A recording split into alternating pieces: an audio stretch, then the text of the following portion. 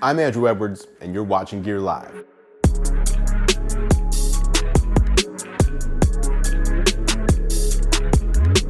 The Google Pixel 4 is here with a new color and a new camera, giving the device a whole new look. It's also Google's fourth attempt at reimagining what a smartphone can be. So how did Google bring the heat this year to compete with the likes of the iPhone 11 and Galaxy S10? I tell you all about the top 5 features of the Google Pixel 4 in this video. What's going on, Tech Squad? Andrew Edwards here, editor-in-chief of GearLive.com. And as I mentioned, today we are talking about this guy right here. This is the new Google Pixel 4, or in this case, the Google Pixel 4 XL in that oh so orange color. Now, I recorded this video for you guys a couple weeks ago, went to edit it and realized I had spilled something all over my shirt. Well, not all over my shirt, but on my shirt.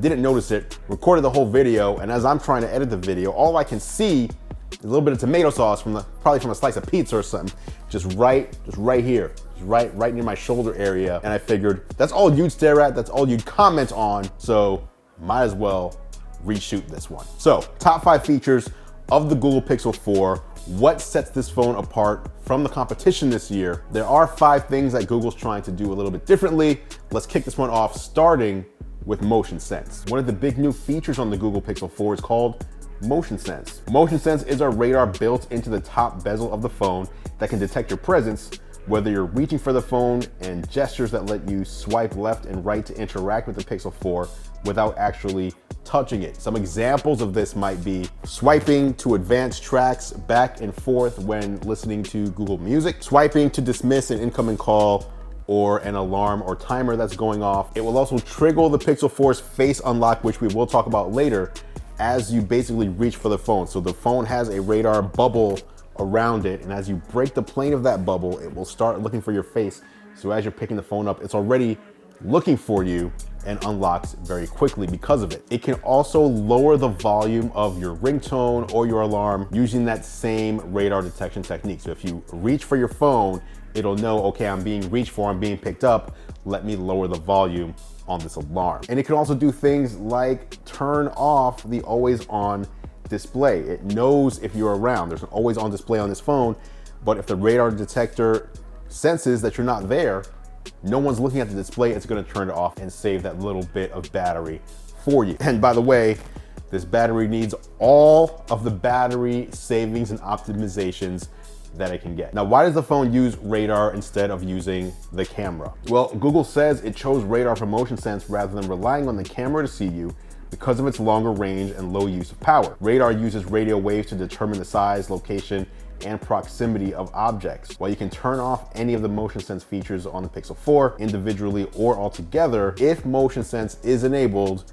then it is always detecting you. All right, up next, feature 2 on the Google Pixel 4, and this one is fairly obvious if you know what Pixels look like, at least from the back, the dual camera. And this one is the most obvious design change to the Pixel. Take one look at the back and you see the new square camera module, which houses 2 cameras. If you didn't know, all previous generations of the Pixel only had a single rear wide-angle camera, while the Pixel 4 has 2. The main camera is the same 12 megapixel one found on the Pixel 3 and has the same f1.7 wide-angle lens. The new f2.4 telephoto camera has a 16 megapixel sensor and provides 2x optical zoom. When I asked Google why it decided on going with a telephoto lens rather than something like an ultra wide, which seems to be super trendy right now, or all 3 for that matter, the spokesperson said they thought that zooming in on a subject would be more important to Pixel owners. Now, while this might be the case, it doesn't answer the question of, well, why didn't you add a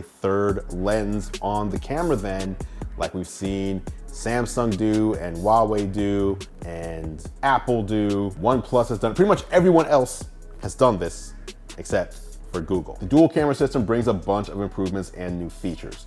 Night Sight, which launched on the Pixel 3 and captures a series of images to make low light photos brighter, is now also capable of taking photos of stars, also known as astrophotography, with support for exposures that go up to 4 minutes in length. It's also got dual exposure controls and a lot more to make your images look great, like the Pixel is known to do. Okay, so we just talked about the back of the phone and that camera.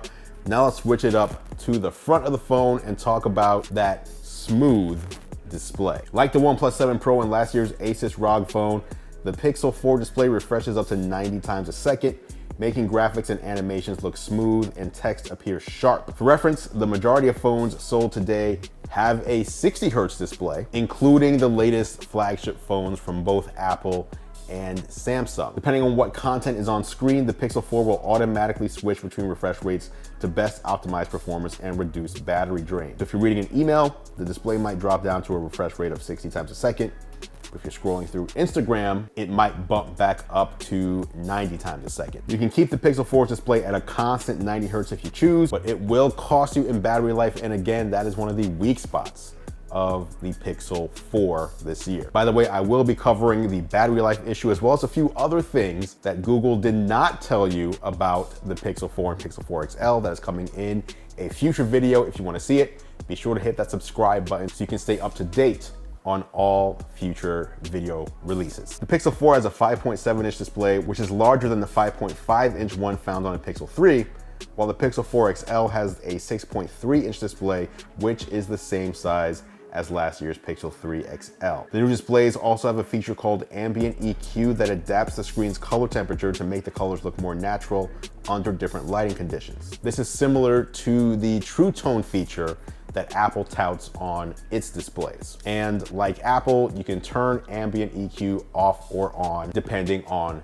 your preference. Up next, let's talk about another major feature on the Pixel 4 XL, that being Face Unlock. The Pixel has moved on from fingerprint unlocking and uses face unlocking now instead. It's very fast, almost neck and neck with Apple's Face ID on the iPhone 11. The Motion Sense feature I talked about earlier enhances Face Unlock, since it'll recognize when you reach for the phone and will instantly start looking for your face as you're in the process of lifting it up. You can also use Face Unlock to make payments and log into apps, although I found that pretty much every app I want to do this with for some reason doesn't support the Face Unlock on the Pixel 4. Now this is strange because when Apple went from Touch ID to Face ID, any app on the iPhone that supported Touch ID for anything automatically supported Face ID for that same purpose. So if it supported Touch ID for logging in or Touch ID for making a payment, Face ID worked on day one in these apps. Apparently, on the Android side for the Google Pixel 4, apps need to be updated specifically for the Pixel 4's Face Unlock, and because of that, we're not seeing a lot of adoption just yet. One other point of concern, Face Unlock on the Pixel ignores whether your eyes are open or closed. If your phone is held up to your face by you or someone else and you're using Face Unlock, the phone will take you to the home screen no matter what. If you don't like this, you'll want to stick with a passcode for now. Google says it's working on updating Face Unlock to be more secure and not work if your eyes are closed, and that feature will come sometime in the coming months. No clue why that'll take multiple months, but that's what Google says. And last up on the list, top 5 features of the Google Pixel 4 or Pixel 4 XL. This one is very impressive. It is the voice recorder. Now hold on, I know your voice recorder, what, who cares? This is really cool. So cool that I want all other phone manufacturers to replicate this feature. The new recorder app automatically transcribes speech and can categorize different types of audio. As you're recording, you see a live waveform, but just tap on the transcript button to see a real-time transcript of what you're saying. You can then search your recordings for words that you said. So you can have a whole folder of recordings, search for the word banana, and it'll only show you the recordings where you said banana, but then when you tap on one, it'll take you to the exact point in the transcript where you spoke the word banana, and that is bananas. All the processing happens locally on the Pixel 4 itself without needing to send your audio to the cloud for processing.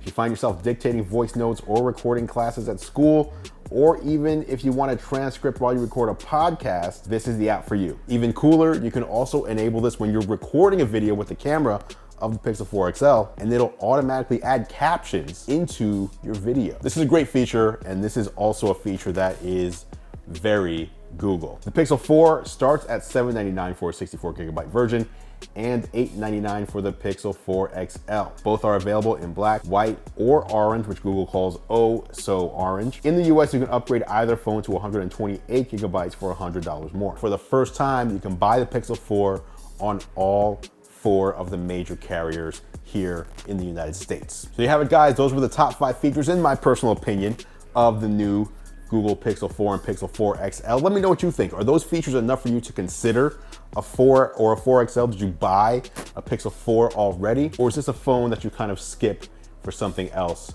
each year? Let me know in the comments below. I'll meet you there for further discussion. Talk about the Google Pixel 4. If you want even more on the Pixel 4, John Rettinger and I did a deep dive on the latest episode of the Geared Up podcast. That is our weekly gadget show. If you want to listen to it, search for Geared Up, 2 words, not one, in your favorite podcast player, or subscribe to the Geared Up YouTube channel here on YouTube. I'll have a card. Where am I? Where's my hands? Somewhere in this general area of the video in just a moment. Thanks again, guys, for watching. As always, I appreciate your support. I'm Andrew Edwards, and I'll catch you in the next video.